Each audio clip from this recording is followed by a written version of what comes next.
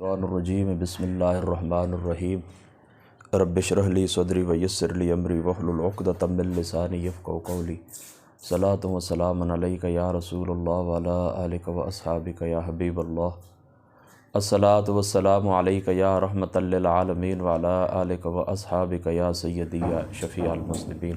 तमाम दोस्तों को अस्सलामु अलैकुम व रहमतुल्लाहि व बरकातुहू।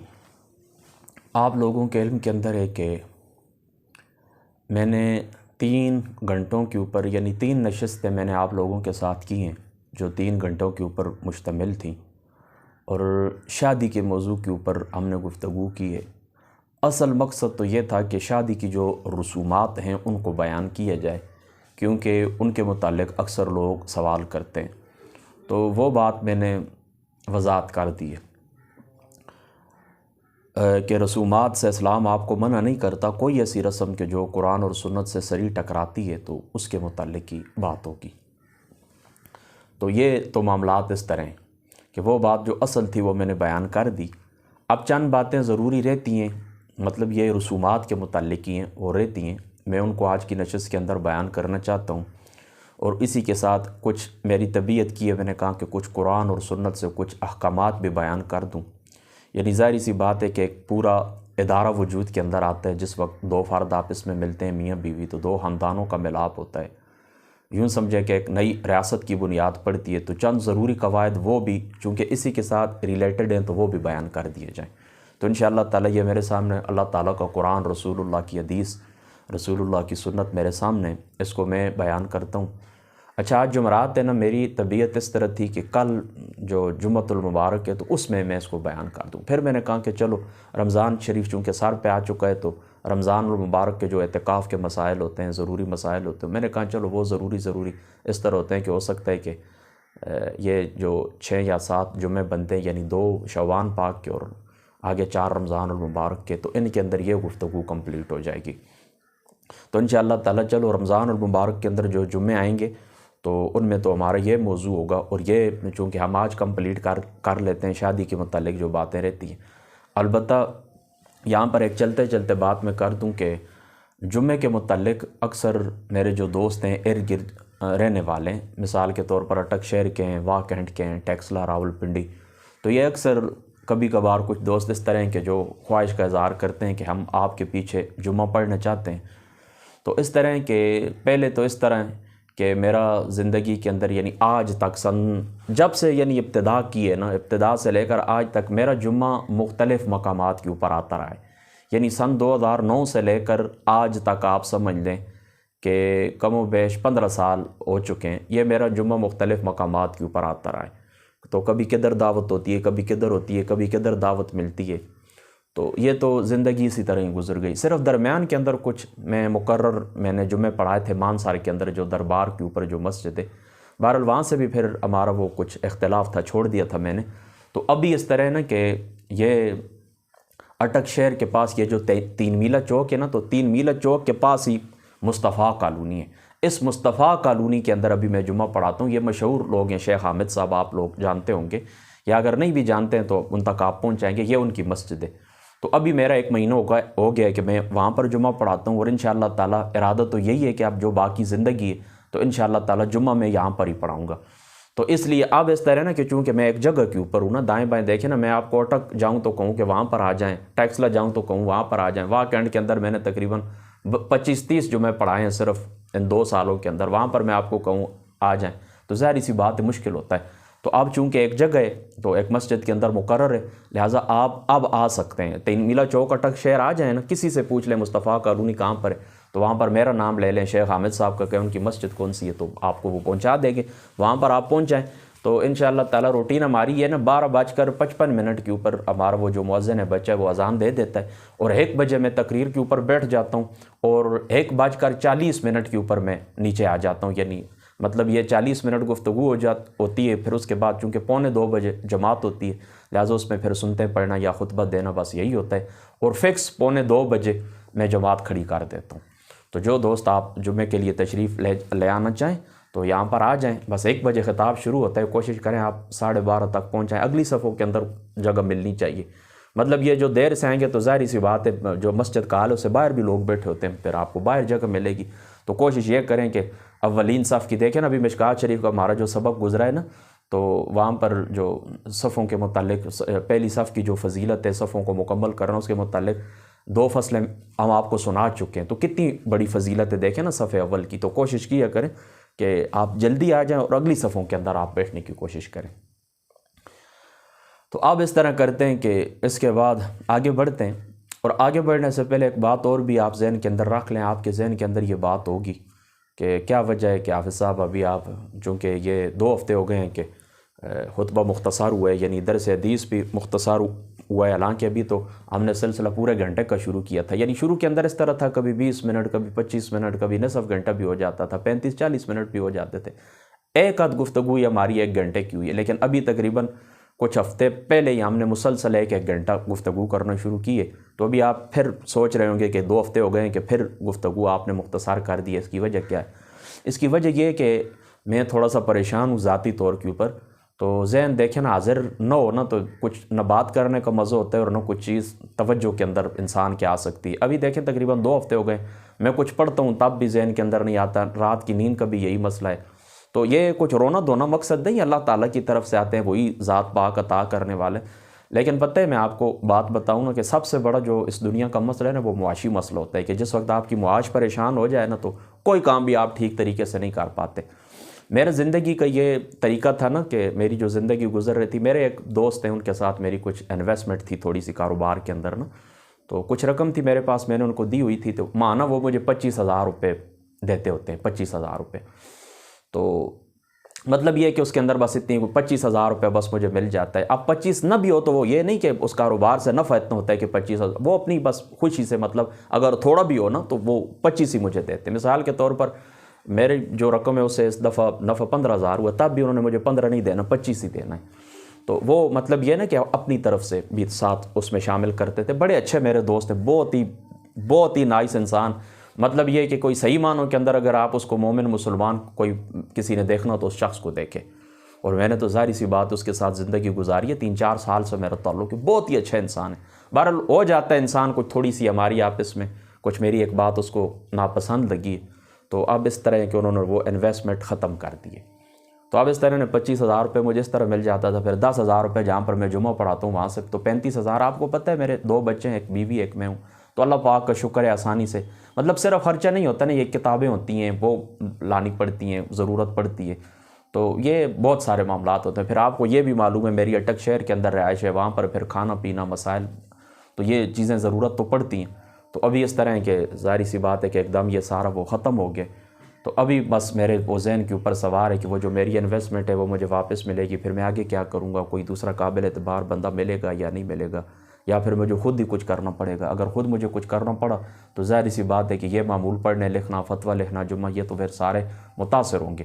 ابھی تو اس طرح نا میری پوری زندگی چونکہ اس طرف ہی وقف تھی نا کہ صبح اٹھنا ہے تو کتاب ہاتھ میں، اور تو کوئی کام نہیں تھا دنیا کا، اسی وجہ سے میں آسانی سے ہر سوال کا جواب بھی دے دیتا ہوں، اللہ پاک کے فضل سے درس و تدریس بھی جاری ہے، آنا جانا جمعہ عیدین سب کچھ الحمدللہ تعالیٰ، صرف ایک ہی، لیکن اس کے ساتھ مجھے کسی کام کاروبار کو ہاتھ خود اگر ڈالنا پڑے تو ظاہری سی بات ہے کہ پھر تو میں یہ معمول جاری نہیں رکھ سکوں گا، اگر جاری رکھوں بھی تب بھی یہ ضرور متاثر ہوگا، کبھی ہوگا کبھی نہیں ہوگا، گفتگو کے اندر بھی روکھا پھیکھا پانا آ جاتا ہے، پھر مطالعہ اس طرح نہ ہو انسان کا، تو ظاہری سی بات ہے۔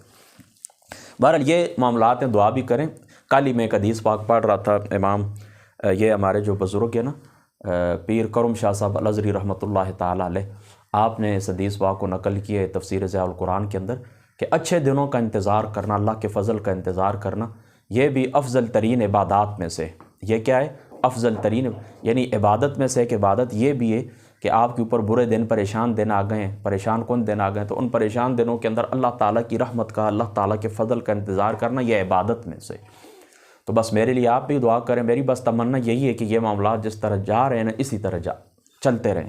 بہرحال اللہ تعالیٰ کو جو منظور ہوگا وہ دیکھ لیں گے، جو کچھ ہوگا ظاہری سی بات ہے، اللہ تعالیٰ سے خیریت کا ہی سوال کرتے ہیں، اللہ تعالیٰ سے امن و عافیت کا سوال ہی کرتے ہیں، آسانی کا سوال ہی کرتے ہیں۔ کل ماؤں کے بچوں سمیت میرے اوپر بھی اللہ تعالیٰ کی ذات اقدس رحم فرمائے، آپ سب جتنے سننے والے ہیں سب کے اوپر اللہ تعالیٰ کی ذات اقدس رحم فرمائے۔ تو یہی وجہ ہے کہ اب میں نے مختصر کی ہے۔ تو یہ باتیں کچھ رہتی تھیں، یعنی جو میں نے شادی کے متعلق ہم نے جو گفتگو شروع کی تھی تو یہ باتیں کچھ رہتی تھیں، تو میں نے یہ بات سوچی ہے کہ میں نے کہا کہ چلو اس طرح کرتا ہوں کہ آج اللہ تعالیٰ کی ذات اقدس کے اوپر توکل کرتا ہوں، اور یہ جو ضروری باتیں ہیں تو یہ میں کمپلیٹ کر لیتا ہوں۔ دوستو، رسومات کے متعلق جو جائز تھی میں نے آپ کو بتا دی ہے۔ شادی کے اندر اس طرح ہوتا ہے کہ بعض رسمیں ایسی ہیں کہ جن کو نہیں کرنا چاہیے۔ مثال کے طور پر یہ جو سالیاں اس طرح کرتی ہیں کہ اپنے پھر کیا بہنوئی کو دودھ پلاتی ہیں۔ بعض علاقوں کی یہ رسم بھی ہے کہ وہاں پر آ کر ان کی آنکھوں کے اندر سرما ڈالتی ہیں، ان کے ساتھ بیٹھ جاتی ہیں، مختلف قسم کی فرمائش کرتی ہیں۔ یہ بالکل صریح بے حیائی کے اوپر مبنی ہے یہ رسم، اس کو نہیں ہونا چاہیے، اس کو نہیں ہونا چاہیے۔ اس کی وجہ یہ ہے کہ یہ بات دوائی ہے، یعنی زنا برائی جو ہوتی ہے اس کے داعیات میں سے یہ بات آ جاتی ہے کہ بات یہاں پر ابتدا سے ہوتی ہے، چھونے سے ہوتی ہے، یا آنکھوں کے اندر سرما ڈالا یا ہاتھ کے اندر کچھ پکڑایا چھونا، پھر بات آگے بڑھ جاتی ہے۔ تو دیکھیں نا، قرآن اللہ تعالیٰ کی ذات اقدس نے لا تفعلوا الزنا نہیں فرما ولا تقربوا الزنا انہ کان فاحشا وساء سبیلا۔ اللہ تعالیٰ فرماتا ہے اس کے قریب بھی نہ جاؤ۔ مفسرین نے اس کے ضمن کے اندر جو کچھ لکھا ہے اس کا خلاصہ یہ ہے کہ یعنی دوائیات جو ہوتے ہیں نا، دائی جو بلانے والے، یعنی اس طرح نا جو دروازے ہیں، یعنی اس دروازے کی اس طرف، اس برائی کی طرف جانے والے جو دروازے اسلام، ان کو بھی بند کرنا چاہتے ہیں۔ تو یہ اس قسم کی جو رسومات ہوتی ہیں نا، جو مل کر بیٹھنے والی یا مخلوط اجتماعات کے اوپر، یا ان خواتین کے ساتھ کہ جن کے ساتھ تھوڑا فطری اٹریکشن بھی انسان کی زیادہ ہوتی ہے، یہ جو سالیاں ہوتی ہیں نا، سالیاں، تو ظاہری سی بات ہے آپ نے سنا ہوگا کہ ہندوستان کی تاریخ کے اندر یہ ایک جملہ بولا جاتا ہے، یعنی پاکستان ہندوستان کے اندر یہ جملہ تقریباً ہر شخص کی زبان کے اوپر ہے، بلکہ اردو ادب کا ایسا ہی بن چکا ہے کہ سالیاں آدھے گھر والیاں۔ تو ان کے ساتھ انسان کی طبعی طور کے اوپر فرینکنس زیادہ ہوتی ہے، تو لہٰذا یہاں پر پھسلنے کی گنجائش بھی زیادہ ہوتی ہے۔ لہٰذا یہ وجہ ہے کہ یہ رسومات نہیں کرنی چاہیے۔ سالیاں اپنے بہنوئی کو دودھ پلائیں، یا سالیاں اس طرح کریں ان کی آنکھوں کے اندر سرما ڈالیں، یا اس طرح کی یہ جوتا چھپائی وغیرہ وغیرہ، ان رسموں سے بالکل اجتناب کرنا چاہیے۔ اس سے اسلام آپ کو منع کرتا ہے۔ باقی جو جائز رسمیں تھی، پیچھے آپ نے 3 گھنٹے کی اگر گفتگو سنی ہو تو آپ کو پتہ چل چکا ہوگا کہ جو باتیں جائز ہیں تو وہ جائز ہیں، ان کو کرنا چاہیے۔ اس کے متعلق میں گفتگو کر چکا ہوں۔ البتہ ایک بات رہتی ہے کہ یہ جو میوزک ہے یا گانا ہے یا اسی طریقے سے موسیقی ہے، وہ میں نے آپ کو کہا کہ کچھ شرائط ہیں، صحت مند شاعری ہو، کچھ آداب بیٹھنے اٹھنے کے، اجتماع کے، ان کو اگر مد نظر رکھا جائے تو وہ ہو سکتا ہے۔ اس کے اوپر اب ظاہری سی بات ہے کہ اگر گفتگو کروں اسی کے اندر تو بات لمبی ہو جائے گی۔ وہ انشاءاللہ تعالیٰ زندگی اللہ تعالیٰ نے جب دی تو جمعۃ المبارک کو کوئی خطبہ ہو، یا ویسے ہی انشاءاللہ تعالیٰ مسجد کے اندر جو درس ہوتا ہے، تو انشاءاللہ تعالیٰ میں اس کے اندر جو میرے دلائل ہیں، یا سورہ لقمان شریف کی وہ جو آیت پیش کی جاتی ہے کہ اس کے حضرت عبداللہ ابن مسعود رضی اللہ تعالیٰ عنہ آپ کی تفسیر پیش کی جاتی ہے، یا کچھ آقا علیہ الصلوۃ والسلام کے اس متعلق جو فرامین ہے، اس کا میرے پاس جواب کیا ہے اور میرے دلائل کیا ہے۔ میں آپ کو پہلے بھی بتا چکا ہوں، جس وقت آپ نے وہ میری اگر پچھلی گفتگو سنی ہے تو باب الغناء والدف ہے، یہ جو ابن ماجہ شریف کا باب ہے، یہ روایات جو ہیں تو یہ میرے دلائل ہیں، اور اس کے ساتھ باقی بھی کچھ دلائل ایسے ہیں کہ میں انشاءاللہ تعالیٰ زندگی رہی تو ان کو پیش کروں گا۔ امام غزالی صاحب رحمۃ اللہ تعالیٰ علیہ، آپ نے احیاء العلوم کے اندر جو اس کے متعلق بحث کی ہے وہ میں آپ کے سامنے رکھوں گا۔ باقی صوفیاء نے اپنی کتب کے اندر سماع کے جو آداب لکھیں یا سماع کے اوپر جو گفتگو، وہ انشاءاللہ تعالیٰ زندگی رہی تو قرآن اور سنت کو سامنے رکھتے ہوئے اکابرین امت کی جو تصریحات ہیں ان کو سامنے رکھتے ہوئے جو جائز بات ہے موسیقی یا سنگنگ کے متعلق، میوزک کے متعلق، وہ انشاءاللہ تعالیٰ میں الگ گفتگو آپ سے کروں گا، ٹھیک ہے؟ تو یہ چیزیں اس طرح ہیں نا کہ جو ابھی میں آپ کو بتا چکا ہوں کہ ان کو نہیں کرنا چاہیے، یہ بالکل کیا ہیں، ناجائز ہیں، ان سے بچنا چاہیے۔ باقی اس طرح کہ اپنے اپنی علاقائی ثقافت ہوتی ہے، اپنے اپنے علاقائی روایات ہوتی ہیں، تو وہاں پر بس آپ اپنے آپ دیکھیں نا، ایک ایک چیز تو میں الگ الگ آپ کو نہیں بتا سکتا۔ میں آپ کو پہلے بھی بتا چکا ہوں کہ آپ نیٹ کے اوپر جائیں، وہاں پر آپ یوٹیوب کے اوپر آپ مختلف شادیوں کی جو رسومات 1982 کے اندر شادیاں کس طرح ہوتی تھی، 1980 کے اندر کس طرح ہوتی تھی، 70 کے اندر کس طرح ہوتی تھی، تو وہ جب سے کیمرہ ایجاد ہوا اس کے بعد اکثر ویڈیوز موجود ہیں، تو آپ دیکھ سکتے ہیں کہ کون کون سی رسومات ہوتی تھیں، اب کیا تبدیلی آ گئی ہے، یا مختلف علاقوں کے اندر جو کچھ کیا جاتا ہے وہاں پر معاملات کیسے ہوتے ہیں۔ بس ان ساری رسومات کو اگر وہ قرآن و سنت سے نہیں ٹکراتی، اللہ تعالیٰ کے واضح حکم سے نہیں ٹکراتی، تو کوئی بات بھی نہیں، آپ کریں، اور کوئی آپ سے پوچھے تو آپ اس کو اجازت دے دیں۔ لیکن جو بات آپ سمجھیں، آپ کو شک پڑ جائے کہ یہ تو لگتا ہے کہ قرآن اور سنت کے خلاف ہے، یا میں نے اس طرح سنا ہو، تو کسی عالم کے پاس چلے جائیں، فاسألوا اہل الذکر ان کنتم لا تعلمون، اہل علم سے آپ سوال کریں، وہ انشاءاللہ تعالیٰ آپ کو جو علاقائی عالم ہوتا ہے اس کے اوپر پیش کر دیں کہ ہماری یہ رسم ہے، ہمیں کرنی چاہیے یا نہیں کرنی چاہیے۔ ہاں، جس کے اوپر آپ خود شور ہیں، آپ کا مطالعہ یا آپ نے سنا ہے، مکمل تحقیق کی ہے، تو بے شک وہ کریں، اس کے اندر کوئی، سمجھ گئے نا۔ اب آتے ہیں دیکھیں روایات کی طرف کہ نکاح کرنا کیوں ضروری ہے۔ شروع کے اندر میں آپ کو پہلے بتا چکا ہوں کہ درمیانی یعنی وہ اعتدال کی جو حالت ہوتی ہے اس کے اندر نکاح کرنا واجب ہوتا ہے، اور جو صورت اس طرح ہوتی ہے کہ انسان جس وقت بہت زیادہ پھسل جاتا ہے اور معاملات جو ہوتے ہیں خرابی کی طرف، برائی کی طرف جا رہے ہوتے ہیں، تو اس صورت کے اندر پھر زیادہ ضروری یا واجب ہو جاتا ہے۔ اب دیکھیں حضور علیہ الصلوۃ والسلام نے کیا فرمایا، لقد قال رسول اللہ صلی اللہ تعالیٰ علیہ وسلم یا معاشر الشباب، حضور علیہ الصلوۃ والسلام نے نوجوانوں سے خطاب کیا، فرمایا یا معاشر الشباب، جوانوں کی جماعت، من استطاع منکم الباءۃ فلیتزوج، حضور علیہ الصلوۃ والسلام نے فرمایا کہ جو اگر تم نکاح کرنے کی طاقت رکھتے ہو تو تم تم نکاح کرنے کی اگر طاقت رکھتے ہو تو کیا کرو، نکاح کرو، لیکن اگر اس طرح نہیں کرن فإنہ اغض للبصر، یہ نکاح کیا کرتا ہے، آنکھوں کو جھکاتا ہے۔ سمجھ گئے نا آپ نکاح کی حکمت، آپ سمجھ گئے نا، یہ کیا کرتا ہے، آنکھوں کو جھکاتا ہے، یعنی انسان اس طرح کرتا ہے نا، غیر عورتوں کی طرف دیکھتا ہے، پھر اپنے دل کے اندر اس کو جلن ہوتی ہے، وہ کڑتا رہتا ہے، تو اس چیز سے انسان کی جان چھوٹ جاتی ہے۔ فإنہ اغض للبصر، یہ آنکھوں کو جھکا دیتا ہے۔ ظاہر سی بات ہے کہ آپ کی جو فطری تقاضا ہوتا ہے وہ پورا ہو جاتا ہے نا، آپ کے گھر کے اندر بیوی موجود ہے، یہ ساریاں ایک جیسی ہوتی ہیں نا، تو آپ کے گھر کے اندر جو بیوی موجود ہے تو آپ جس وقت اس کے پاس جاتے ہیں تو وہ کیا ہو جاتا ہے، آپ کی طبی ضرورت پوری ہو جاتی ہے، جب پوری ہو جاتی ہے تو آپ وہ کیا کہتے ہیں، مینٹین ہو جاتے ہیں، آپ کا جسم جو اعتدال کے اوپر آ جاتا ہے، تو آنکھوں کی حفاظت اس سے ہو جاتی ہے۔ وَأَحْسَنُ لِلْفَرْجِ، اور آپ کی جو فرج ہے یعنی آپ کا جو نفس ہے یہ بھی کیا ہو جاتا ہے، یہ بھی محفوظ ہو جاتا ہے۔ یعنی یہ نکاح کرنے کا فائدہ کیا ہے کہ آپ کی آنکھیں بھی جھک جاتی ہیں اور آپ کا نفس بھی محفوظ ہو جاتا ہے۔ اور آگے جا کر پھر دوسری روایت میں آپ کو پڑھوں گا کہ یہ عورتیں جو ہوتی ہیں نا آخرت کے امور میں انسان کی، پھر یعنی نکاح جو ہوتا ہے نا یہ آخرت کے جو امور ہوتے ہیں اس میں مددگار ہوتا ہے، اس میں کیا ہوتا ہے، مددگار ہوتا ہے۔ وَمَن لَّمْ يَسْتَطِعْ فَعَلَيْهِ بِالصَّوْمِ، دیکھیں ایک شخص ہے اس کے پاس اگر پیسہ نہیں ہے، وہ اپنی بیوی کو، ظاہر سی بات ہے بیویوں کا نفقہ تمہاری اوپر واجب ہے، بچوں کا نفقہ تمہاری اوپر واجب ہے، وَعَلَى الْمَوْلُودِ لَهُ رِزْقُهُنَّ وَكِسْوَتُهُنَّ بِالْمَعْرُوفِ، یہ بھی قرآن کے اندر آتا ہے، اور آقا علیہ الصلوۃ والسلام کی ذات اقدس نے آگے جا کے وہ روایت میں آپ کو سنا دوں گا کہ حضور علیہ الصلوۃ والسلام نے فرمایا پھر ان کا حق یہ ہے کہ جو کچھ تم خود کھاؤ تو وہ انہیں بھی کھلاؤ، جو کچھ خود پہنو وہ انہیں بھی پہناؤ، تو یہ تو تمہارے اوپر حق ہے نا۔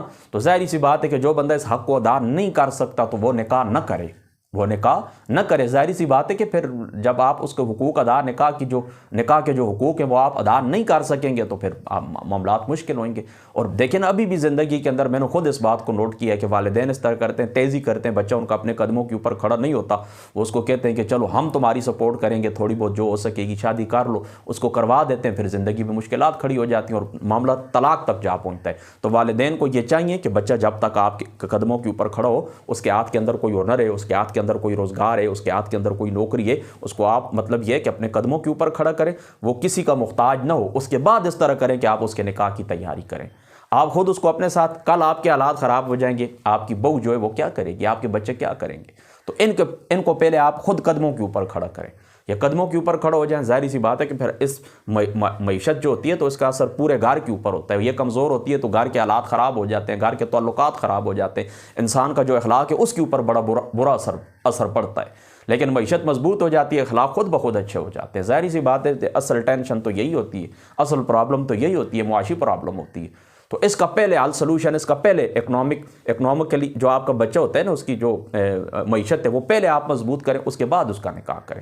تو دیکھیں نا یہاں پر بھی حدیث پاک کے اندر کیا آتا ہے کہ وَمَن لَّمْ يَسْتَطِعْ، جو بندہ استطاعت نہیں رکھتا یعنی حقوق ادا نہیں کر سکتا، فَعَلَيْهِ بِالصَّوْمِ، اس کے اوپر کیا ہے، روزے رکھنا ہے، فَإِنَّهُ لَهُ وِجَاءٌ، کیونکہ یہ روزے جو ہوتے ہیں یہ خواہشات کو ختم کرتے ہیں۔ ظاہری سی بات ہے کہ رمضان المبارک کے آپ روزے رکھتے ہیں، آپ نے یہ بات ٹرائی کی ہوگی، آپ کو یہ بات آپ کے علم کے اندر ہوگی کہ جس وقت انسان روزے رکھتا ہے تو جسمانی طور کے اوپر کمزور ہوتا ہے، انسان کی جو نفسانی خواہشات ہوتی ہیں وہ کمزور پڑنے شروع ہو جاتی ہیں۔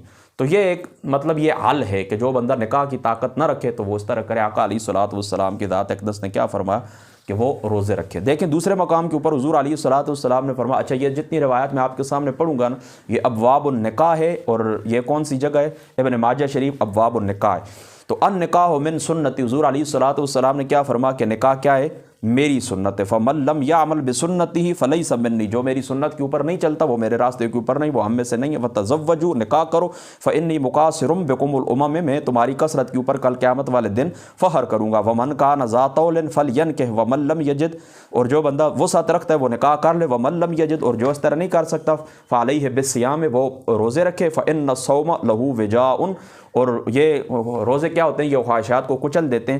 یہ روایت، چونکہ اس روایت کے اندر عیسیٰ بن میمون یہ ایک شخصیت ہیں اور محدث ہیں اور یہ کمزور ہیں، لہٰذا ان کی وجہ سے یہ حدیث ضعیف ہے۔ بہرحال اہل سنت جو ہیں وہ اس بات کو مانتے ہیں، وہ کہتے ہیں کہ اعمال کے اندر، فضائل کے اندر یہ روایت چل جاتی ہے، تو نکاح کی فضیلت کے اندر یعنی حضور کی سنت ہے، ایک فضیلت ہے، اس کے اندر یہ روایت کافی ہے، ٹھیک ہے ضعیف لیکن کافی ہے۔ آگے بڑھی حضرت ابن عباس رضی اللہ تعالیٰ عنہ فرماتے قال قال رسول اللہ صلی اللہ تعالیٰ علیہ وآلہ وسلم لم یرا للمتحابین مثل النکاح، حضور علیہ الصلوۃ والسلام نے فرمایا آپس میں محبت رکھنے والوں کے لیے نکاح جیسی بہتر کوئی چیز نہیں ہے۔ یعنی دیکھیں نا، ایک لڑکی ہے اس کو ایک لڑکا پسند آ گیا، یا ایک لڑکا ہے اس کو ایک لڑکی پسند آ گئی ہے، تو یہ ان کی آپس میں محبت ہے، اور یہ جو محبت ہے اس محبت کا بہترین حال حضور علیہ الصلوۃ والسلام کی ذات اقدس نے کیا فرمایا، اس کا بہترین حال کیا ہے، نکاح ہے۔ پھر ان الفاظ کو سن لے، قال رسول اللہ صلی اللہ تعالیٰ علیہ وآلہ وسلم لم یرا للمتحابین مثل النکاح، یہ روایت صحیح ہے اور سنن کبریٰ کے اندر بھی موجود ہے، امام حاکم نے مستدرک پاک کے اندر بھی اس کو نقل کی ہے، اور یہ کتاب النکاح ابن ماجہ شریف کی روایت ہے کہ دو محبت کرنے والوں کے لیے بہترین حال، بہترین چیز جو دیکھی گئی ہے وہ نکاح ہے۔ اس کا صحیح مفہوم اس حدیث پاک کا یہی ہے۔ وہ کہ محدثین دوسری طرف بھی گئے کہ نکاح کے بعد بڑی اچھی محبت پیدا ہو جاتی ہے، انڈرسٹینڈنگ پیدا ہو جاتی ہے، یعنی محبت کرنے لگتے ہیں آپس میں، یہ بات بھی ٹھیک ہے، لیکن قرآن کے حدیث پاک کے ظاہری الفاظ اسی مفہوم کو، جو پہلا مفہوم میں نے بیان کیا، یہ سپورٹ کرتے ہیں۔ ظاہر سی بات ہے کہ لڑکی کو بھی حق ہے کہ اپنی زندگی کے لیے اپنا زوج، اپنا ساتھی تلاش کرے اور اپنی پسند کی شادی کرے، اسی طرح لڑکوں کو حق ہے۔ اللہ تعالیٰ قرآن کے اندر واضح طور کے اوپر دیکھیں فرماتا ہے نا، اعوذ باللہ من الشیطان الرجیم بسم اللہ الرحمن الرحیم، فرماتا ہے اللہ تعالیٰ قرآن کے اندر، یہ سورہ نساء شریف ہے، کہ جو عورتیں تمہیں پسند ہوں، جو عورتیں تمہیں پسند ہو، دیکھیں ایک دم آیت کریمہ وہ ذہن سے سکپ ہو گئی ہے کہ یہ فَإِنْ لَكُمْ نہیں ہے، فَإِنْ لَكُمْ یہ تو آگے آتا ہے، یہ پیچھے اس طرح ہے نا کہ جو بس چلو یہ یاد رکھنے، یہ دیکھیں ابھی ایک دم چلی گئی ہے ذہن سے، معلوم وَإِنْ خِفْتُمْ أَلَّا تَعْدِلُوا فَوَاحِدَةً أَوْ مَا مَلَكَتْ أَيْمَانُكُمْ ذَلِكُمْ أَدْنَىٰ أَلَّا تَعُولُوا فَانْكِحُوا مَا طَابَ لَكُم مِّنَ النِّسَاءِ مَثْنَىٰ وَثُلَاثَ وَرُبَاعَ وَإِنْ خِفْتُمْ أَلَّا تُقْسِطُوا یا فَإِنْ خِفْتُمْ أَلَّا تَعْدِلُوا فَوَاحِدَةً أَوْ مَا مَلَكَتْ، اچھا یہ چار، یعنی تمہیں جو عورتوں میں سے جو عورتیں تمہیں پسند ہیں ان میں سے ایک کے ساتھ، دو کے ساتھ، تین کے، تو دیکھیں پسند اللہ تعالیٰ کی ذات اقدس تمہیں، اس کا رسول تمہیں اجازت دیتا ہے، یعنی مردوں کو بھی اجازت ہے، عورتوں کو بھی اجازت ہے کہ وہ اپنی پسند کا ساتھی اپنے لیے تلاش کریں۔ تو جو چیزیں دیکھیں نا، دو آپس میں، مثال کے طور پر ایک شخص نے دوسرے کو پیغام بھیجا ہے، ایک عورت اس نے مرد کو پیغام بھیجا ہے کہ میں آپ کو پسند کرتی ہوں، یا مرد نے عورت کو پیغام بھیجا ہے، تو دونوں نے ایک دوسرے کو دیکھ لیا، پسند کر لیا، تو یہ ایک محبت پیدا ہو گئی ہے۔ تو اس محبت کا بہترین حال کیا ہے؟ اس محبت کا بہترین حال ہے نکاح کرنا، یا پیغام نہیں بھی بھیجا ویسے ہی ایک دوسرے کو پسند کرنے لگے ہیں، تو اس کا حال بہترین کیا ہے؟ نکاح کرنا، ٹھیک ہے، اس بات کو آپ نے ذہن کے اندر رکھنا ہے۔ باقی دیکھیں یہ دو روایات ہیں، اس لیے میں ان کو چھوڑ دیتا ہوں۔ اس میں حضور علیہ الصلوۃ والسلام نے کنوارا رہنے سے منع فرمایا ہے، ٹھیک ہے، نہا رسول اللہ صلی اللہ تعالیٰ علیہ وآلہ وسلم نہا عن تبتل، حضور علیہ الصلوۃ والسلام کی ذات اقدس نے یعنی مجرد زندگی سے، کنواری زندگی سے حضور علیہ الصلوۃ والسلام نے منع فرما۔ اللہ تعالیٰ قرآن کے اندر کیا فرما کہ حضرت قتادہ اس سلسلے کے اندر یہ روایت، یہ قرآن کی آیت کوٹ کیا کرتے تھے، وَلَقَدْ أَرْسَلْنَا رُسُلًا مِّن قَبْلِكَ وَجَعَلْنَا لَهُمْ أَزْوَاجًا وَذُرِّيَّةً، کہ اے محبوب محمد مصطفیٰ صلی اللہ تعالیٰ علیہ وآلہ وسلم، ہم نے آپ سے پہلے رسول بھیجیں اور انہیں بیویاں اور اولاد بھی عطا کیے، یعنی جتنے بھی انبیاء آئے سب نے کیا کیا؟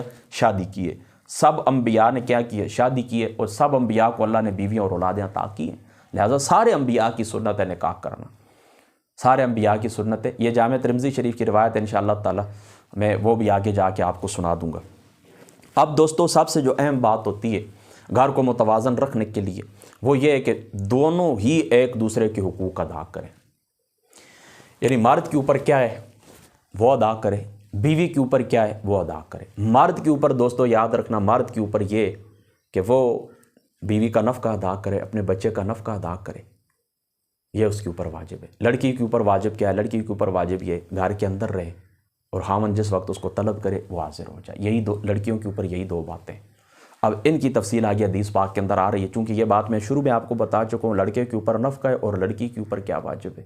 لڑکی کے اوپر واجب ہے لڑکے کے گھر کے اندر رہنا، اپنے خاوند کے گھر کے اندر رہنا، اپنے جسم کے اوپر اس کو قدرت دینا۔ یہ چیزیں کیا ہے؟ واجب ہیں۔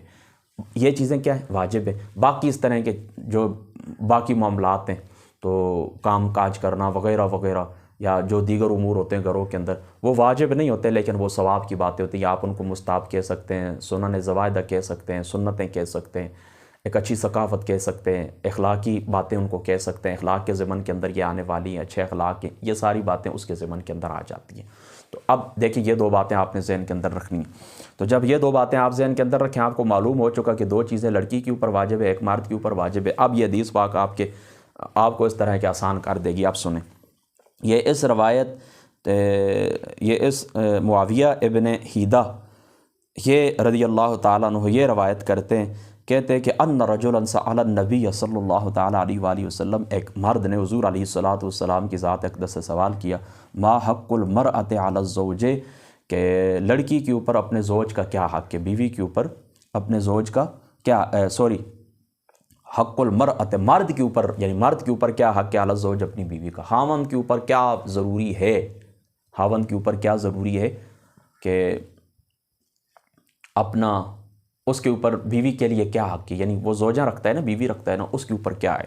تو حضور نے فرمایا ان یطعمها اذا طعم، جو وہ کھاتا ہے اس کے اوپر یہ واجب ہے کہ جو وہ کھائے تو اسے بھی کھلائے، وَأَن يَكْسُوهَا إِذَا اقْتَصَا، اور جو خود پہنتا ہے وہ اس کو بھی پہنائے، وَلَا يَضْرِبَ الْوَجْهَ، اور اس کے چہرے کے اوپر نہ مارے۔ یہ چونکہ آگے میں قرآن پاک کی آیت کوٹ کروں گا، وہاں پر آپ نے یہ بات ذہن کے اندر رکھنی ہے کہ مارنے کا جہاں پر ذکر ہے نا، وَضْرِبُوهُنَّ، قرآن کے اندر آتا ہے نا سورہ نساء شریف کے اندر، فَضْرِبُوهُنَّ فَإِنْ أَطَعْنَكُمْ فَلَا تَبْغُوا عَلَيْهِنَّ سَبِيلًا۔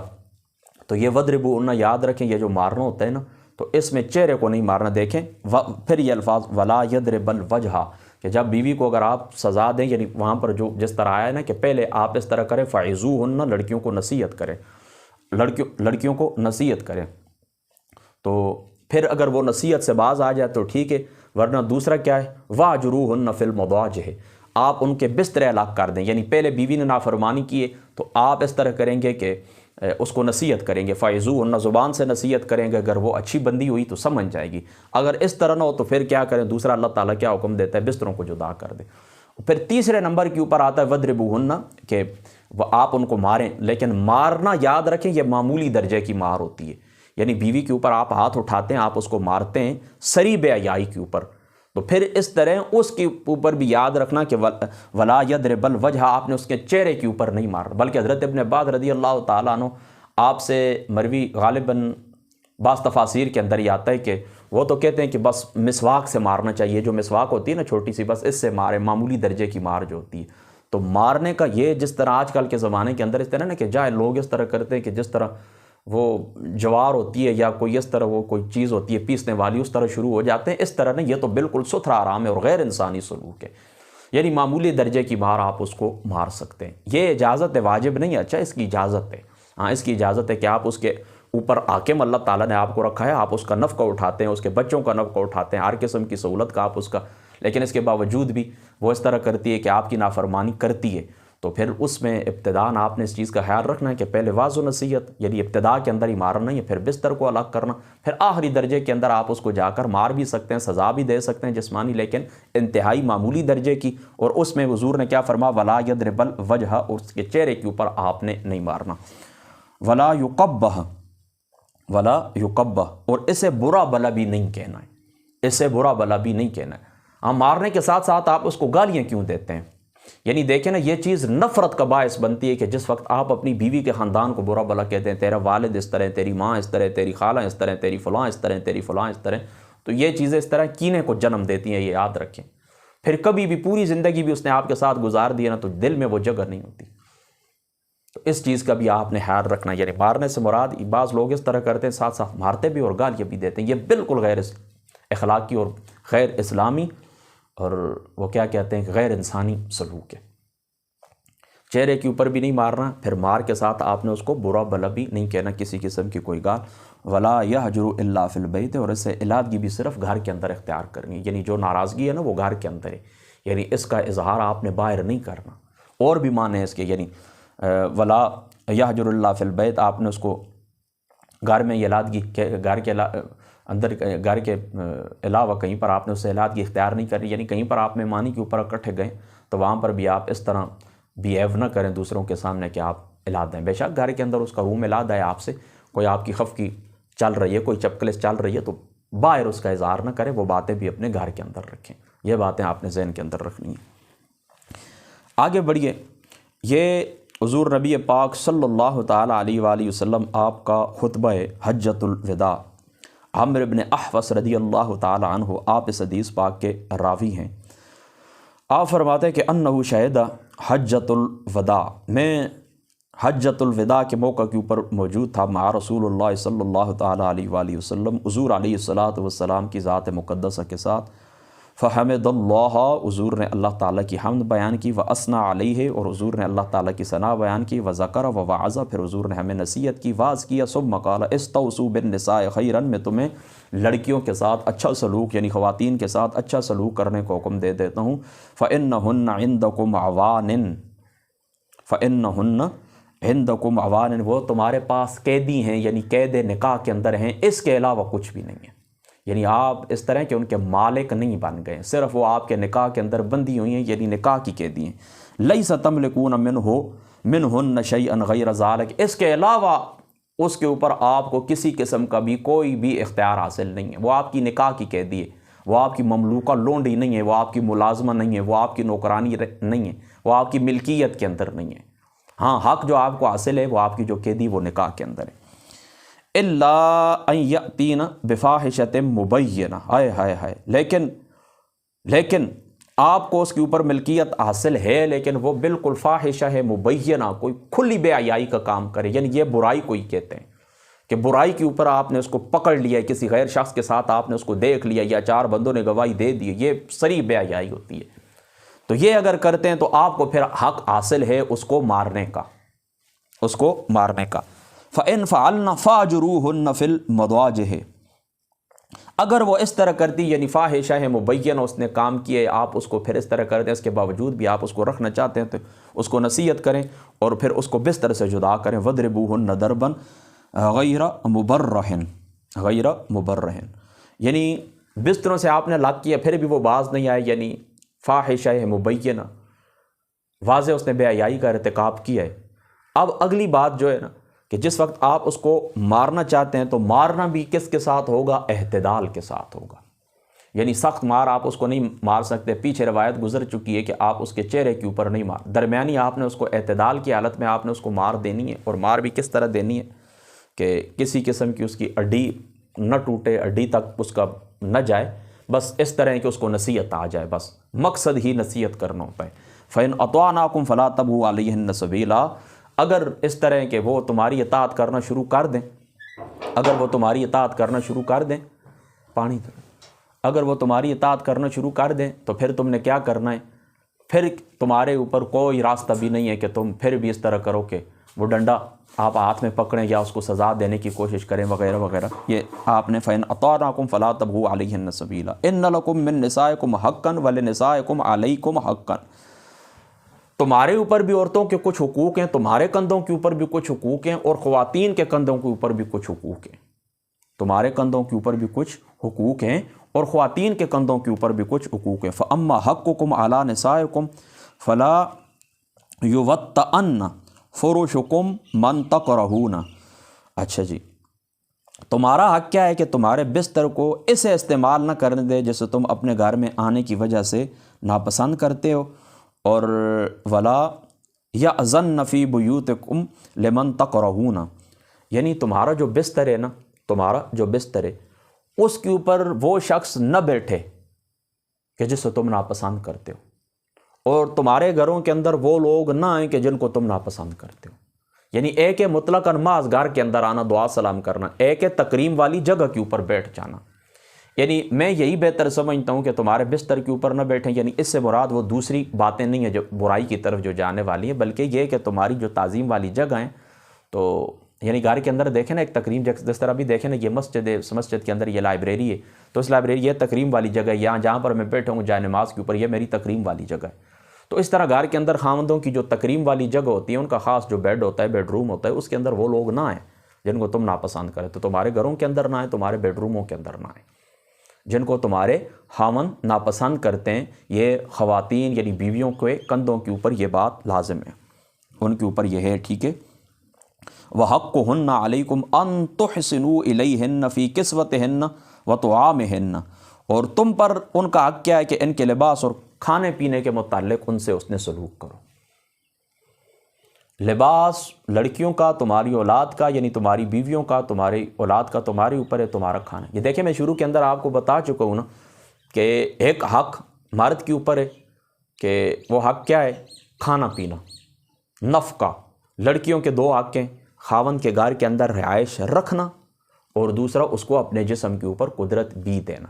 تو اب دیکھیں نا ایک ایک حق تو یہاں پر بیان ہو چکا ہے، بلکہ اسی کے ضمن میں اگر آپ سمجھیں تو یہ دوسرا حق تو ظاہری سی بات ہے کہ بدرجہ اولا ثابت ہو جاتا ہے کہ دیکھیں نا کہ حکم نہیں ہے کہ ایک شخص جس کو تمہارا خاوند ناپسند کرتا ہے آپ اس کو صرف اس کے بیڈ روم تک، اس کی تکریم والی جگہ تک، اس کے بستر تک لیں۔ جب یہ اجازت نہیں، اس کے گھر کے اندر داخلے کی اجازت نہیں ہے، تو ظاہری سی بات ہے کسی کو کوئی خاتون اس طرح کرے کہ اس کے ساتھ برائی میں ملوث ہو جائے تو یہ تو بدرجہ اولا منع ہے۔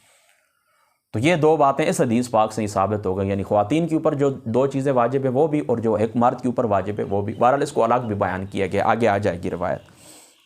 اچھا، یہ اس حدیث پاک کی راویہ ہیں حضرت عائشہ صدیقہ رضی اللہ تعالی عنہا۔ آپ فرماتی ہیں کہ ان رسول اللہ صلی اللہ علیہ وآلہ وسلم قال لو امرت احدا ان یسجد، اگر میں حکم دیتا، اگر میں کسی کو حکم دیتا کہ وہ کسی انسان کو سجدہ کرے، لأحدن، کسی بھی انسان کو سجدہ کرے، لأمرت المرأة ان تسجد لزوجها، تو میں لڑکی کو یعنی بیوی کو حکم دیتا کہ وہ اپنے خاوند کو سجدہ کرے۔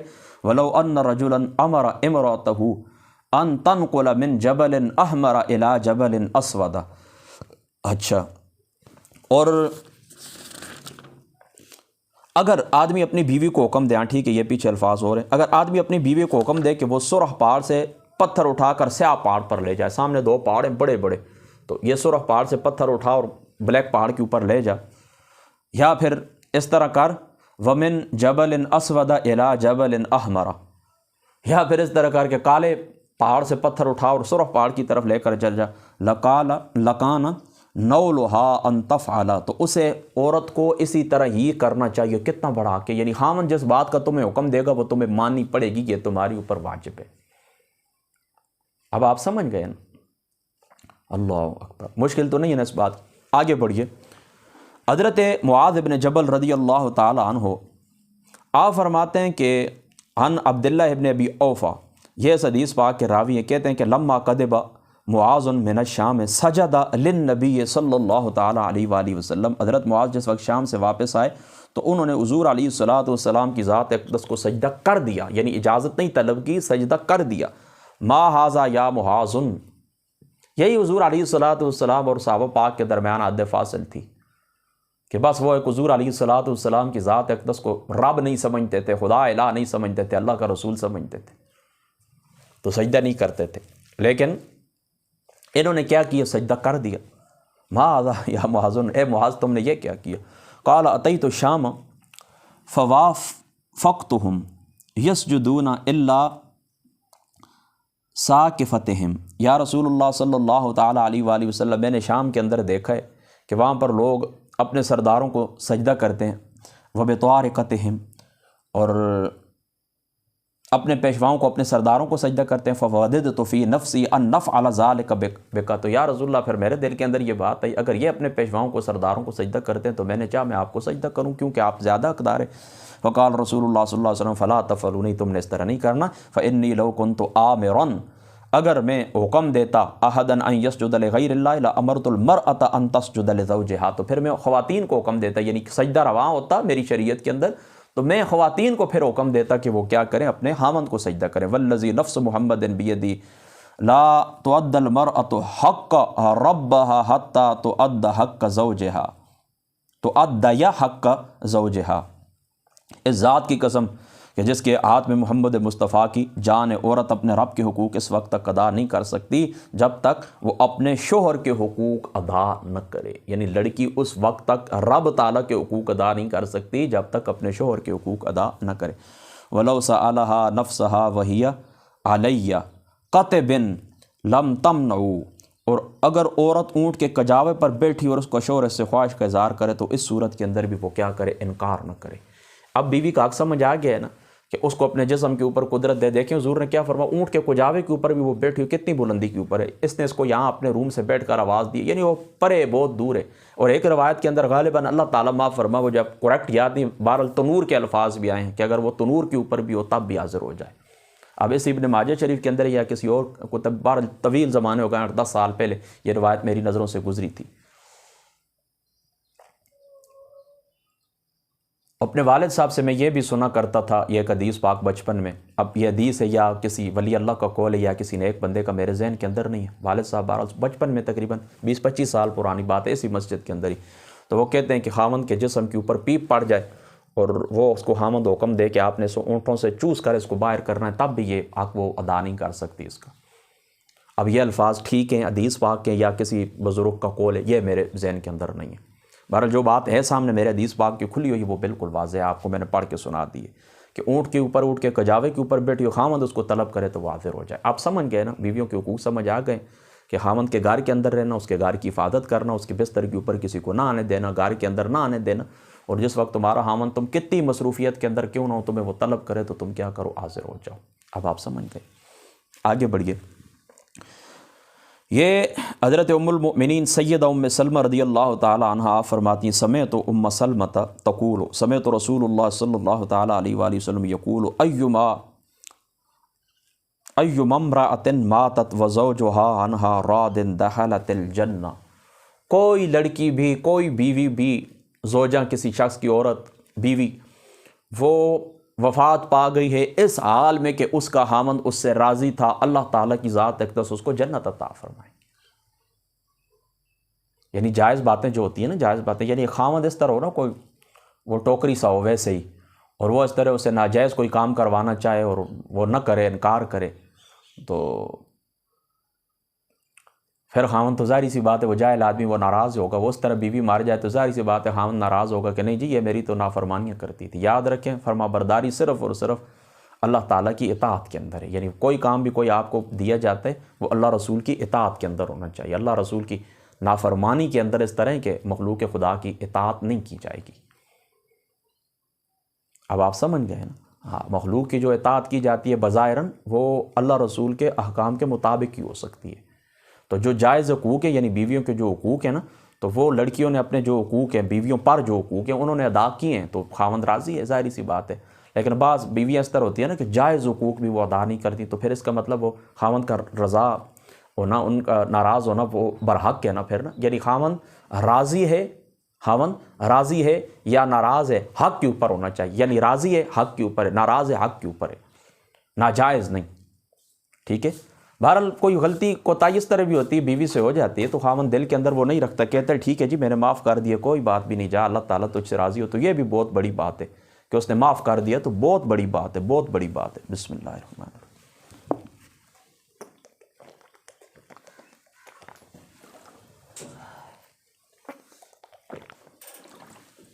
الحمدللہ.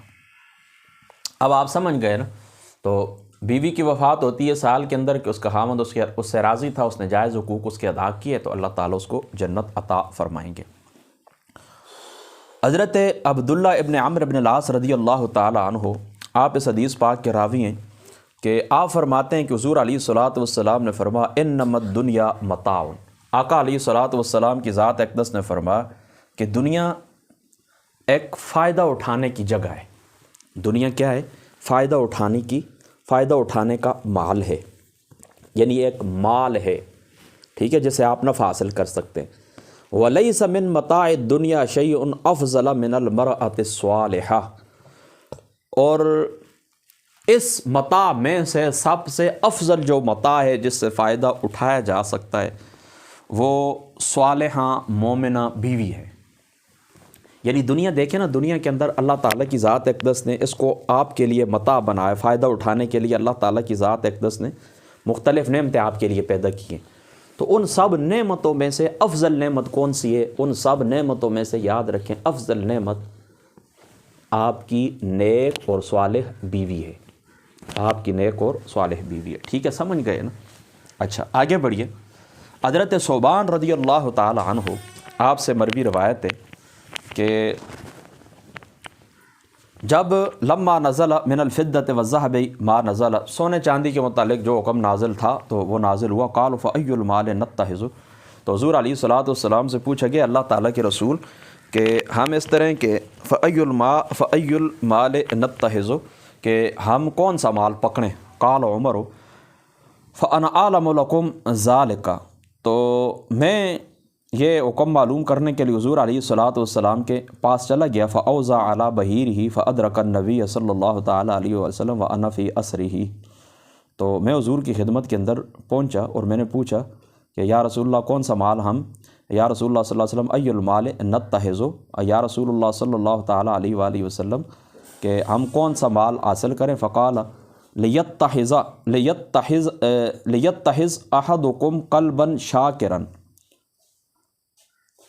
تم میں سے ہر کو چاہیے کہ آپ دل کو حاصل کریں۔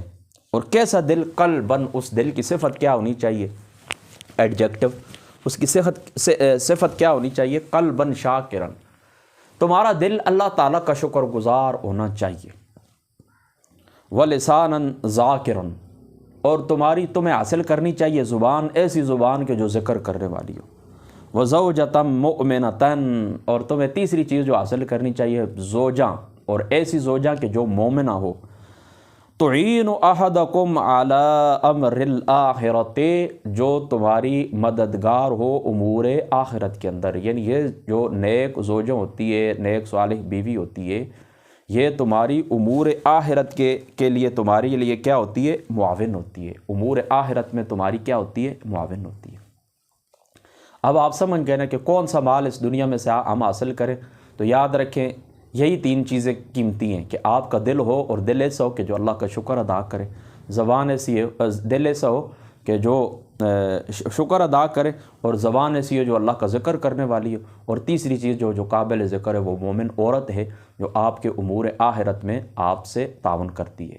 یعنی اس طرح اس کے ذریعے سے آپ اپنی عزت، اپنے نفس کو بچاتے ہیں، اپنی نگاہوں کو بچاتے ہیں، تقوی پیدا کرتے ہیں۔ تو یہی کام جو امور آخرت ہیں، یہی زاد راہ ہے آپ کا۔ وَتَزَوَّدُوا فَإِنَّ خَيْرَ الزَّادِ التَّقْوَىٰ وَاتَّقُونِ يَا أُولِي الْأَلْبَابِ، سمجھ گئے نا آپ؟ آگے بڑھیے۔ اللہ اکبر۔ حضرت ابو امامہ عن النبی صلی اللہ علیہ وسلم انہ کان یقول ما استفاد المؤمن بعد تقوی اللہ خیر لہ من زوجۃ صالحہ، فرمایا کہ مومن کو اللہ تعالیٰ کے تقوی کے بعد نیک بیوی سے، زوجۃ صالحۃ، نیک بیوی سے زیادہ کوئی نعمت نہیں ملی ہے۔ یعنی تقوی کے بعد اگر کوئی چیز ہے قابل ذکر تو وہ نیک بیوی ہے۔ ان امرہا اطاعت ہو، اگر آپ اس کو حکم دیں گے تو وہ کیا کرتی ہے؟ آپ کے اطاعت کرتی ہے۔ وَإِن نَظَرَ إِلَيْهَا سَرَّتْ ہو، اگر آپ اس کی طرف نگاہ کرتے ہیں تو وہ آپ کو خوش کر دیتی ہے۔ وَإِن أَقْسَمَ عَلَيْهَا أَبَرَّتْ ہو، ٹھیک ہے۔ وَإِن أَقْسَمَ عَلَيْهَا، اور اگر آپ اسے کوئی قسم دیں تو وہ اس قسم کو پورا کرتی ہے۔ وَإِن غَابَ عَنْهَا نَصَحَتْهُ فِي نَفْسِهَا وَمَالِهَا، اگر آپ کہیں غائب ہو جاتے ہیں، چلے جاتے ہیں، تو وہ اپنی ذات اور اپنی وَإِن غَابَ عَنْهَا نَصَحَتْهُ فِي نَفْسِهَا وَمَالِهَا، تو وہ خیرخواہی کرتی ہے اپنی بھی اور تمہارے مال کی بھی۔ یعنی تمہاری غائب ہونے کی صورت کے اندر تم، یعنی خواتین جو ہوتی ہیں نا، تو وہ امانت ہوتی ہے نا، خواتین کیا ہوتی ہیں؟ امانت ہوتی ہیں۔ بیوی آپ کی کیا ہوتی ہے؟ اس کی عزت، اس کا جو بدن ہوتا ہے تمہاری امانت ہوتا ہے خاوند کی، تو وہ اپنے آپ کو بھی امانت سمجھ کے حفاظت کرتی ہے، اور تمہارا جو مال ہوتا ہے اس کی بھی حفاظت کرتی ہے۔ بعض بیویاں اس طرح کرتی ہیں کہ وہ اپنی تو حفاظت کرتی ہیں، بہت اچھے طریقے سے اپنی حفاظت کرتی ہیں، بسم اللہ، لیکن مال کے بارے میں اتنی پرواہ نہیں کرتی ہیں، اڑا دیتی ہیں، فضول خرچیوں کے اندر اڑا دیتی ہیں۔ تو صدقہ خیرات کے کاموں کے اندر آپ کر سکتے ہیں، وہ آگے اگر اسی باب کے اندر وہ روایت آ گئی حضرت ابو سفیان کی بیوی حضرت ہندہ والی کی، انہوں نے حضور سے اجازت طلب کی تھی، تو وہ انشاءاللہ سنا بھی دوں گا۔ بہرحال خیرات کے جو کوئی مانگنے والا سائل سوالی آیا ہے تو وہاں پر کوئی ضرورت بھی نہیں ہے کہ جو آپ صدقہ کرتی ہیں۔ ہاں بہت زیادہ جو بڑی رقم صدقہ میں سے لاکھوں میں جو ہوتا ہے تو اس کی لازماً آپ نے خاوند سے اجازت لینی ہوگی، لیکن عام مثال کے طور پر کسی کو آپ نے 2 روٹیاں پکڑائی ہیں، 2000 روپے پکڑا دیے، یا کوئی گھر کا برتن ہے وہ آپ نے، تو یہ کوئی عام باتیں ہوتی ہیں، مطلب عمومی طور پر اسی طرح ہی خیرات ہوتی ہے، اس کی اجازت طلب کرنے کی ضرورت نہیں ہوتی ہے۔ تو فرمایا حضور علیہ الصلوۃ والسلام کے اس فرمان کا خلاصہ کیا نکلا کہ تقوی کے بعد سب سے بہترین چیز کیا ہے؟ تقوی کے بعد سب سے بہترین دولت آپ کی نیک بیوی ہے۔ اور پھر اس کی صفات کیا ہوتی ہیں کہ جس وقت آپ اس کو کوئی حکم دیتے ہیں وہ آپ کی اطاعت کرتی ہے، جب آپ اس کی طرف نگاہ اٹھا کے دیکھتے ہیں تو وہ آپ کو خوش کر دیتی ہے، جب آپ کو کوئی قسم اس کو دیتے ہیں وہ اس قسم کو پورا کرتی ہے، اور جب وہ آپ غائب ہو جاتے ہیں، یعنی آپ نگاہوں کے سامنے نہیں ہوتے، کہیں کاروبار کے سلسلے میں، حج عمرہ کے سلسلے میں، کسی اور دنیاوی جو ضروریات ہوتے ہیں، تعلیم علم کے سلسلے میں، نوکری روزگار کے سلسلے میں آپ چلے جاتے ہیں، 1 دن نہیں ہوتے، 10 دن نہیں ہوتے، سالوں کے حساب سے آپ نہیں ہوتے، تو وہ کیا کرتی ہے؟ آپ کا جو گھر کے اندر مال ہے، یعنی پہلے تو وہ خود آپ کا مال ہے، قیمتی مال ہے، تو پہلے تو وہ اپنی خود حفاظت کرتی، اور پھر بعد میں کیا ہے؟ ساتھ آپ کے مال کی بھی حفاظت کرتی ہے۔ اب آپ سمجھ گئے نا اس بات کو، اس میں کوئی مشکل بات تو نہیں ہے نا؟ تو یہ چند روایات تھیں جو میں نے آپ لوگوں کے سامنے تلاوت کی ہیں۔ اس میں ظاہری سی بات ہے کہ ہمارا موضوع تو شادی کی رسومات کے متعلق تھا، وہ بھی بیان ہو گئی، اور چونکہ ایک نیا ادارہ وجود کے اندر آتا ہے تو ایک دوسرے کے اوپر کیا حقوق ہیں یہ بھی آپ لوگوں نے سمجھ لیا ہے۔ اب اس طرح کرتے ہیں نا کہ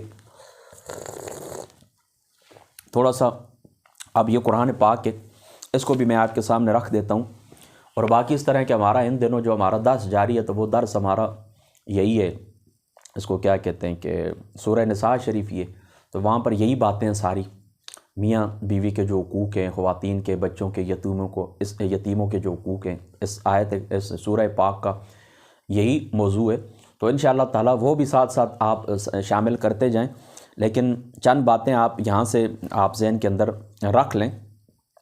کل جو بات میں نے آیت کریمہ میں نے پڑھی تھی تو اس کو چونکہ وہ چلو درس کے اندر ہو گئی، اب اس سے آگے ایک بات آپ ذہن کے اندر رکھ لیں۔ دیکھیں اللہ تعالیٰ فرماتا ہے کہ الرجال قوامون علی النساء، مرد جو ہیں یہ محافظ اور نگران ہیں عورتوں کے اوپر۔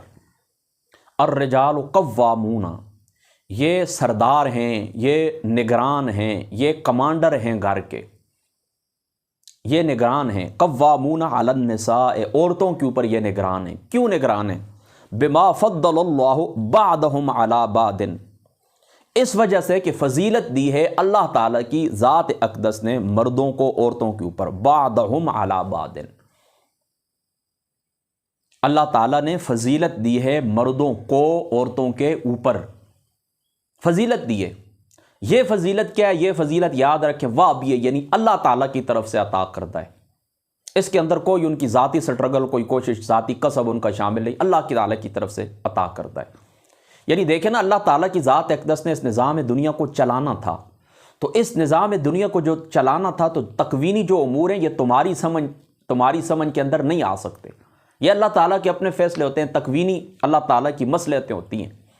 اللہ تعالیٰ کی ذات اقدس نے کسی کو اوپر رکھا ہے، کسی کو نیچے رکھا ہے، کسی کو مرد بنایا ہے، کسی کو عورت بنایا ہے، کسی کے اوپر کیا ذمہ داریاں ڈالی ہیں، کسی کے اوپر کیا ذمہ داریاں ڈالی ہیں، کسی کو زیادہ طاقت عطا کی ہے، کسی کو تھوڑا کم عطا کی ہے، کسی کو زیادہ مال عطا کیا ہے، کسی کو تھوڑا کم عطا کیا ہے، کسی کو زیادہ حسن عطا کیا ہے، کسی کو کم حسین رکھا ہے۔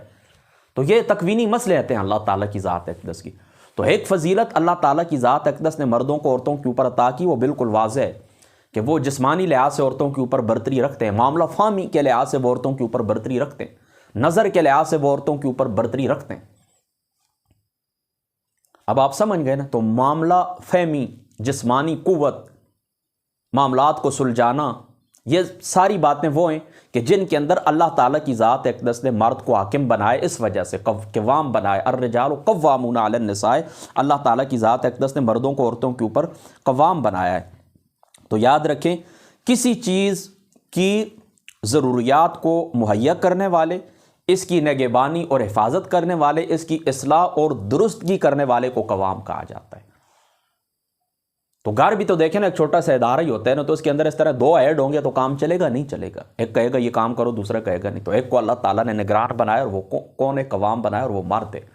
اور فضیلت ایک اس کی وہ بھی ہے جو اللہ نے اسے عطا کی ہے، یعنی اللہ تعالیٰ کی ذات اقدس نے اس کو جسمانی قوت، معاملہ فہمی زیادہ عطا فرمائی ہے، یہ اس کی وہ بھی فضیلت ہے.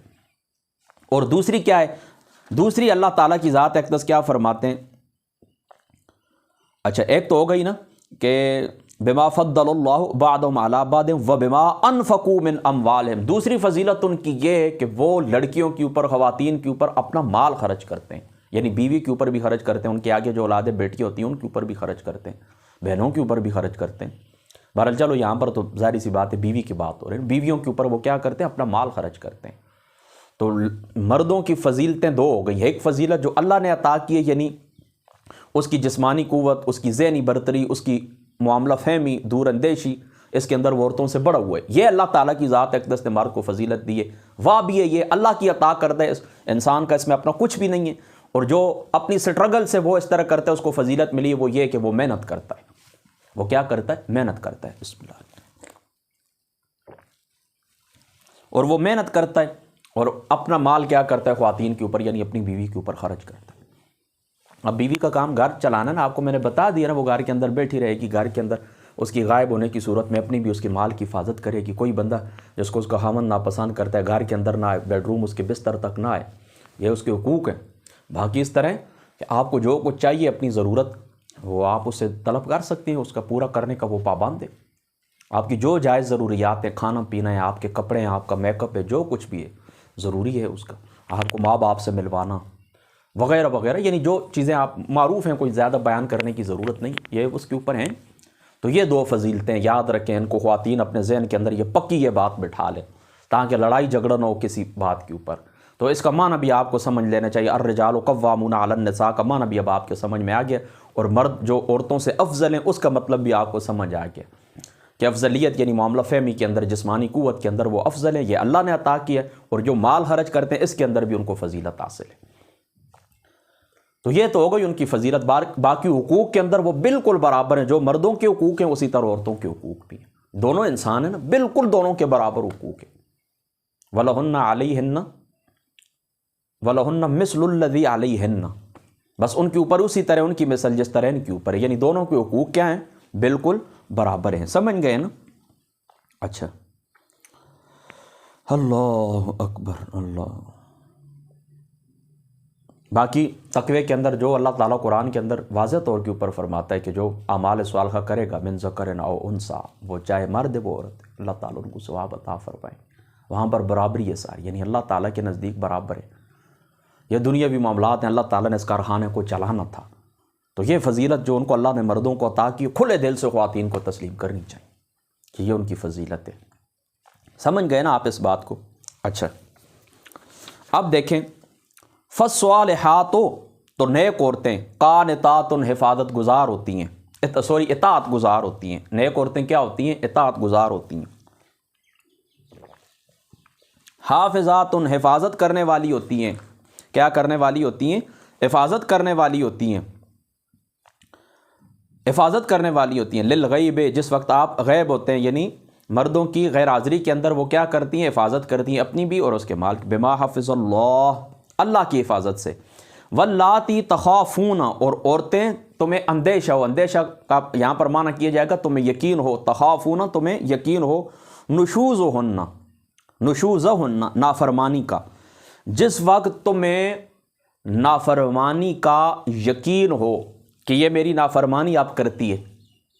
ٹھیک ہے. واللاتی تخافون نشوزہن، نشوز پتہ ہے کس کو کہتے ہیں؟ نشوز کا معنی آپ نے ذہن کے اندر رکھنا ہے کہ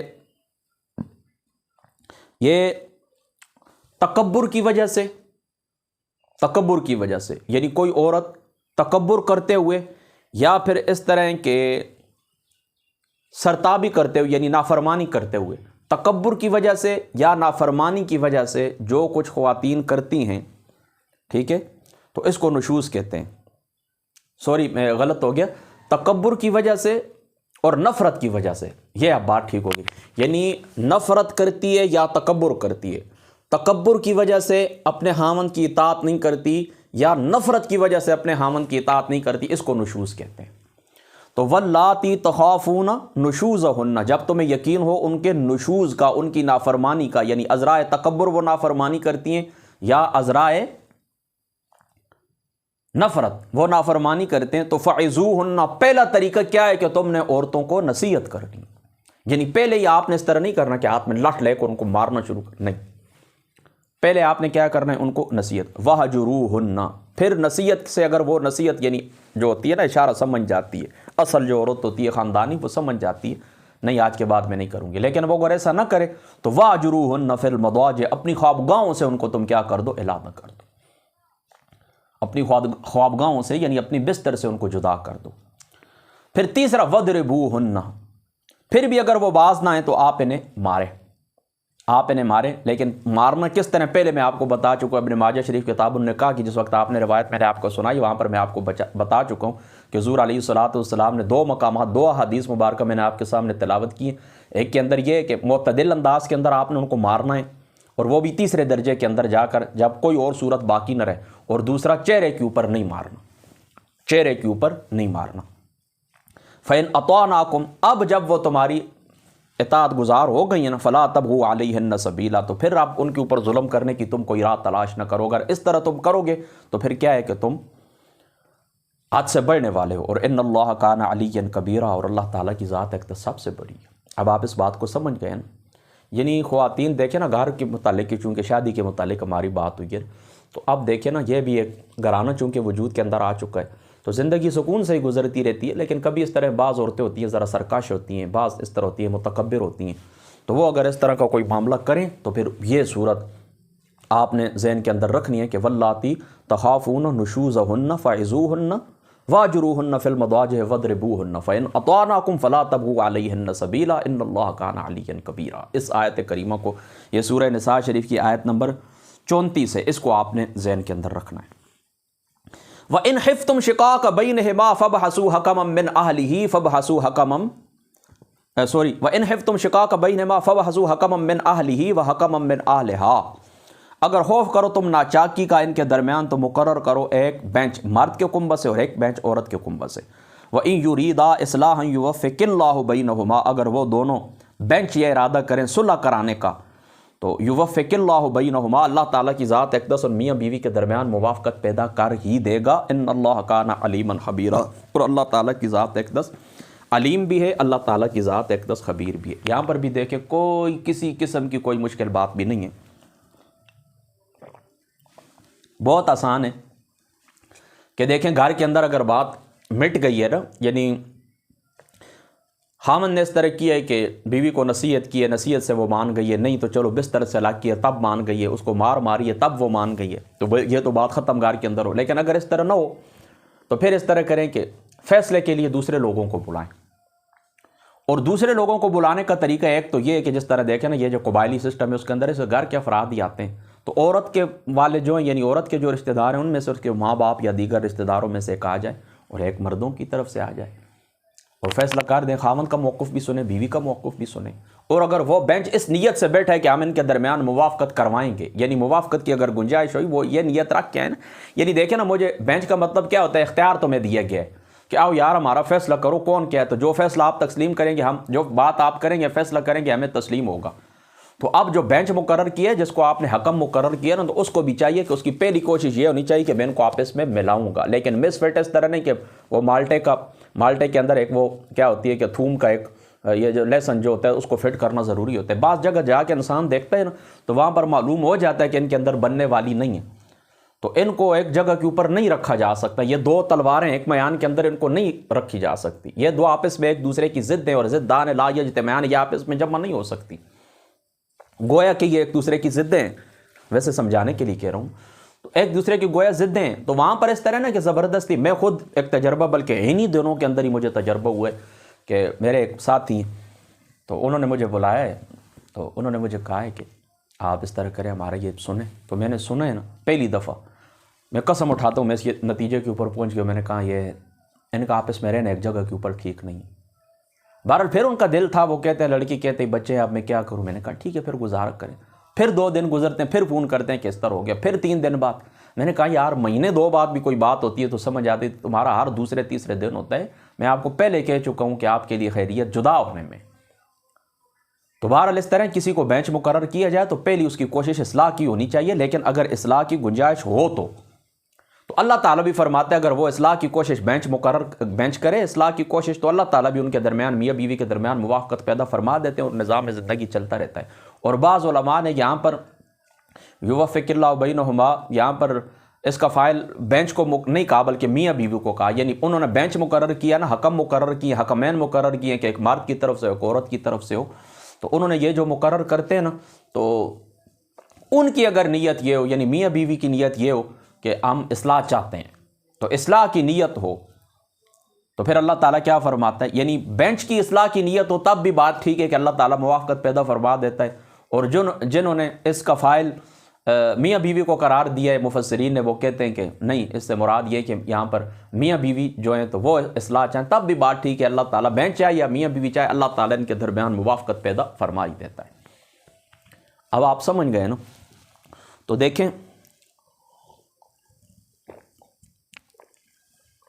اللہ تعالیٰ کے قرآن سے، رسول پاک صلی اللہ تعالیٰ علیہ وآلہ وسلم آپ کی سنت سے میں نے آپ لوگوں کے سامنے یہ بیان رکھا ہے، اور جو گفتگو ہوئی ہے میں سمجھتا ہوں کافی ہے آج کے لیے۔ انشاءاللہ تعالیٰ زندگی باقی رہی تو باتیں تو ہوتی رہیں گی، بہرحال چلو آج کے لیے یہی گفتگو کافی ہے، زندگی باقی رہی انشاءاللہ تعالیٰ کوئی بات رہ گئی، آج اس ٹاپک کو یہیں پر ختم کرتے ہیں۔ شادی کی رسومات کے متعلق جو گفتگو میں نے شروع کی تھی، آج اس کی چوتھی اور آخری نشست تھی، اور یہ اس طرح کہ ہو گئی ہے تقریباً 4 گھنٹوں کی گفتگو ہو گئی ہے۔ انشاءاللہ یہ زندگی بھر یادگار رہے گی، تو آپ اس طرح کہ اس کو سنیں، بار بار سنیں اور اس کے اوپر عمل کریں۔ آپ میں سے آج ہزاروں لوگ سنیں گے، کل لاکھوں سنیں گے انشاءاللہ تعالیٰ، تو کسی ایک شخص نے بھی اس کے اوپر عمل کر لیا تو میرے لیے زاد آخرت ہے۔ اللہ تعالیٰ عمل کی توفیق عطا فرمائے۔ السلام علیکم۔